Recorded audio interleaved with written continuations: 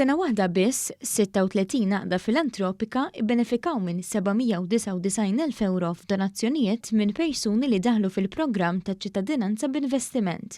Dan joħroġ mill-aħħar rapport tar-regolaturi dwar il-programm ta' ċittadinanza b'investiment. Bejniethom dawn l-għaqdiet li jaħdmu fl-isfera kollha tas-soċjetà irċevew 128 donazzjoni li bihom setgħu jkomplu jtejbu s-servizzi u l-ħidma tagħhom fil-komunità Maltija, fosthom mat-tfal li jmirdu bil-marda kifra tal-kanċer u persuni b'diżabilità.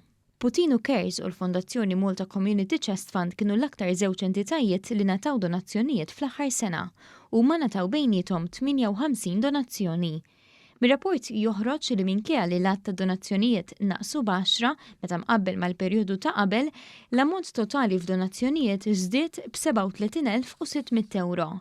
Interessanti wkoll li fl-aħħar sena kienu biss 16 l-entità li reġgħu ingħataw donazzjoni minn dawk li daħlu fil-programm.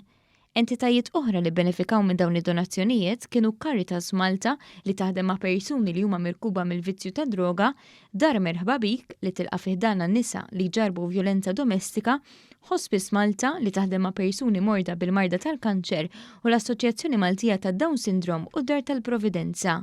Entitajiet oħra li benefikaw kienu s-surijiet tal-Ursolini li rabbu bosta tfal ma jkunux jistgħu jibqgħu jgħixu fil-familja bioloġika tagħhom, il-Fondazzjoni Life Cycle li tajn persuni li jibatu bil-mart tal-kliwi u bosta qdiet oħra bħal Heritage Malta li jaħdmu fil-qasam tal-annimali, l-ambjent u l-wirt storiku ta' pajjiżna.